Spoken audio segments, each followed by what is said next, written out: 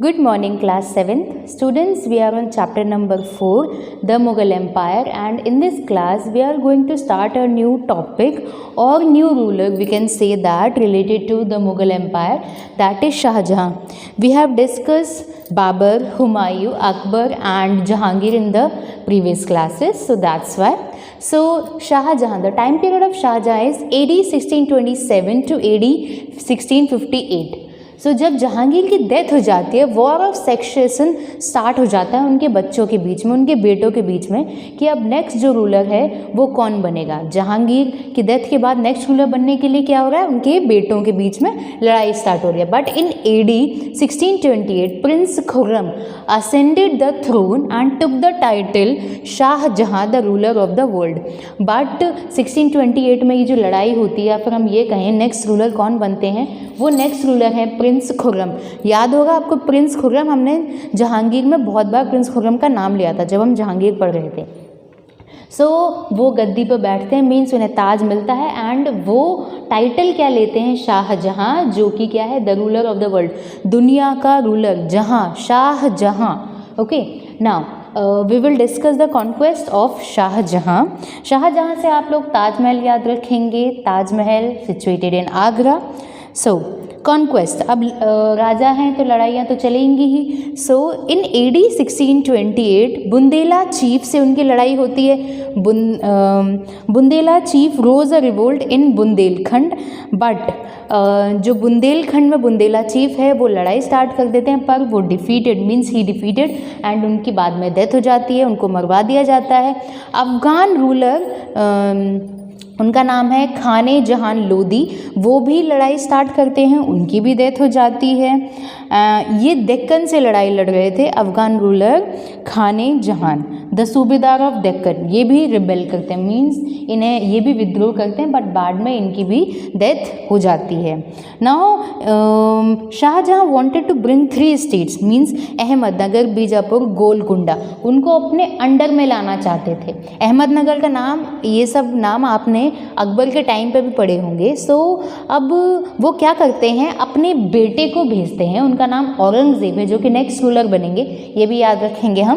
सो वो भेजते हैं, ही अपॉइंटेड औरंगजेब एज सूबेदार of Deccan, means southern India पर उन्हें अपना कंट्रोल चाहिए था अकबर की तरह, जहांगीर की तरह, तो वो भेजते हैं औरंगज़ेब को अपने सूबेदार के तौर पर। एंड औरंगज़ेब एंड में अहमदनगर को कॉन्क्वर कर लेते हैं 1632 में।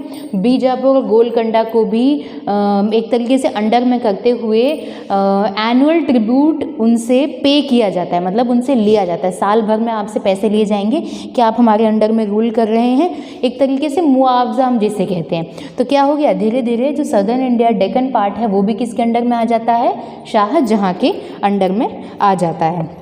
Now we will discuss the north west policy of Shah Jahan. Now Shahjahan wanted to reconquer the territories of central Asia, वो जो टेरिटरीज जो अकबर के ज़माने में हमारे पास थी, बट जहांगीर के टाइम पर थोड़ी बहुत डिस्टर्ब हो रही थी, वो सारी की सारी टेरिटरीज वापस चाहते हैं सेंट्रल एशिया की। कौन, शाहजहां।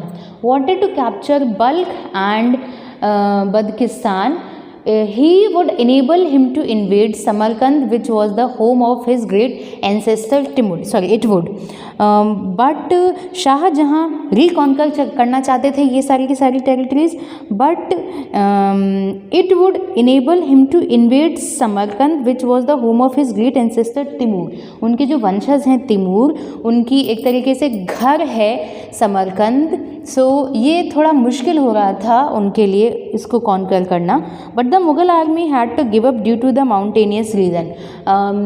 जो ये वाला जो रीज़न है जहाँ पर वो इन्वेड करना चाहते थे, जहाँ पर अपना हक जमाना चाहते थे, वहाँ पर मुग़ल आर्मी एक तरीके से रह नहीं पाती है उस माहौल में। क्यों नहीं रह पाती है, क्योंकि वो एक माउंटेनियस रीजन है, हॉस्टाइल क्लाइमेटिक कंडीशन है, बहुत ठंडा भरा माहौल था। तो उस टाइम पर जो हमारी जो आर्मी है, मुग़ल आर्मी है, वो कैप्चर नहीं कर पाती, क्योंकि वो अपने आप को उस माहौल में बसा नहीं पाते, उस माहौल में एडजस्ट नहीं कर पाते। दैट्स वाई उनकी आर्मी गिव अप कर देती है। ऑल्सो वॉन्टेड टू कांधार, अब ये Samarkand and after that Balkh and Badakhshan ये सब कैप्चर करने के बाद और फिर कुछ फेलियर के बाद वो ये भी चाहते थे कि कांधार उनके हाथ में आ जाए और फिर से वो वापस अहमदनगर के जैसे औरंगज़ेब को वापस भेजते हैं, but he was defeated by Persian, मतलब कांधार भी उनके हाथ में नहीं आ रहा है। तो कैंपेन जो उन्होंने किया बल्ख और कांधार के लिए वो बुरी तरीके से फेल हो गया।